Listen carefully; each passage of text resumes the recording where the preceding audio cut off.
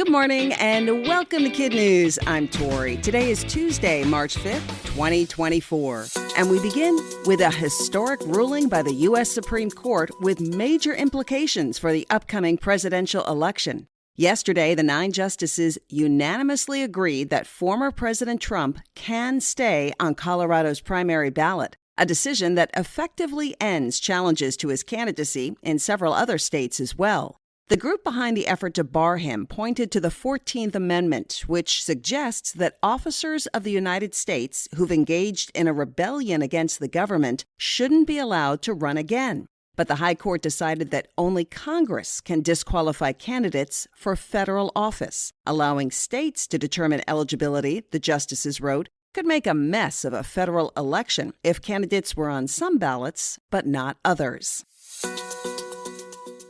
Colorado, which was at the heart of yesterday's High Court ruling, is one of the 15 states and one U.S. territory holding an election on this Super Tuesday. By day's end, 865 delegates will be awarded based on the results. Those delegates will then choose their party's nominee at the convention this summer. Despite an expected strong showing by former President Trump on the Republican side, it'll probably be another week or two before he collects the 1,215 needed to secure the GOP nomination. His remaining opponent, Nikki Haley, did score a victory yesterday in the Washington, D.C. primary, her first, and also the first win in a presidential primary by a Republican woman.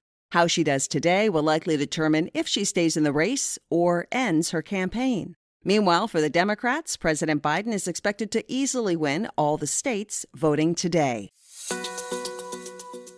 Even big, burly, bearded football players cry sometimes, and that was certainly the case yesterday when Eagle center Jason Kelce announced that after 13 NFL seasons, 7 Pro Bowl selections, 6 first-team All-Pro selections, and 1 Super Bowl title, his playing days are over. The future Hall of Famer broke down almost as soon as he began to speak. He thanked his wife, parents, teammates, coaches, and his younger brother Travis. "We won countless Super Bowls in our minds before even leaving the house," he told reporters, before adding, "I loved football, whether it was in my backyard, on the playground with my friends, or suiting up on Friday nights at Cleveland Heights High School. I loved everything about it." Jason is hoping to stay with the Eagles in some capacity.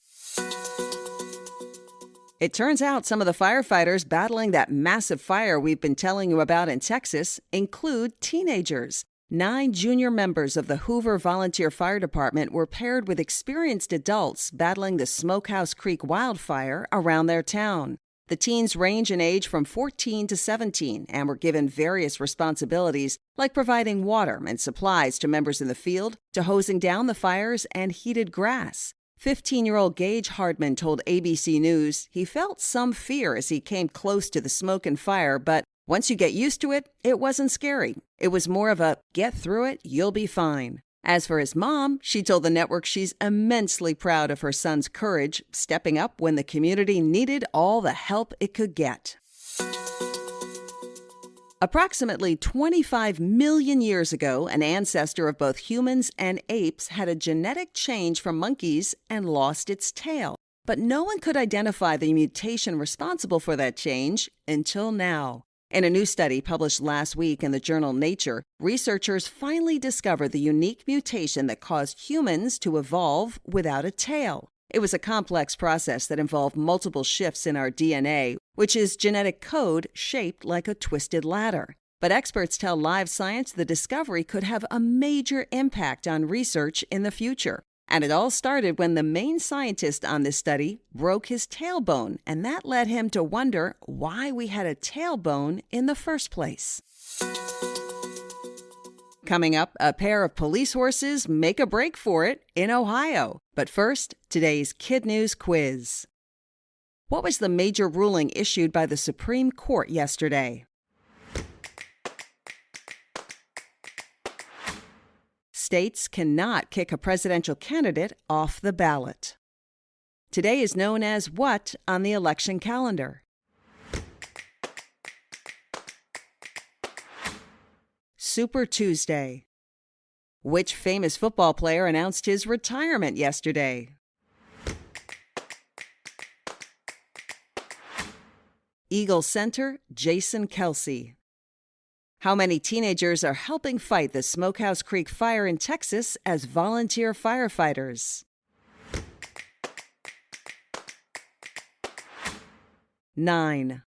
In our KidNuz kicker, a big traffic jam on a busy highway in Cleveland was caused by an unusual problem: 2 police horses hightailing it to freedom. Video from the Ohio Department of Transportation showed the animals trotting on the side of Interstate 90 Saturday afternoon, heading west in the eastbound lanes. A police sergeant told reporters that his 4-legged colleagues got loose during routine care and exercise. They were promptly recovered, and steps are now being taken to make sure they don't go on the lam again.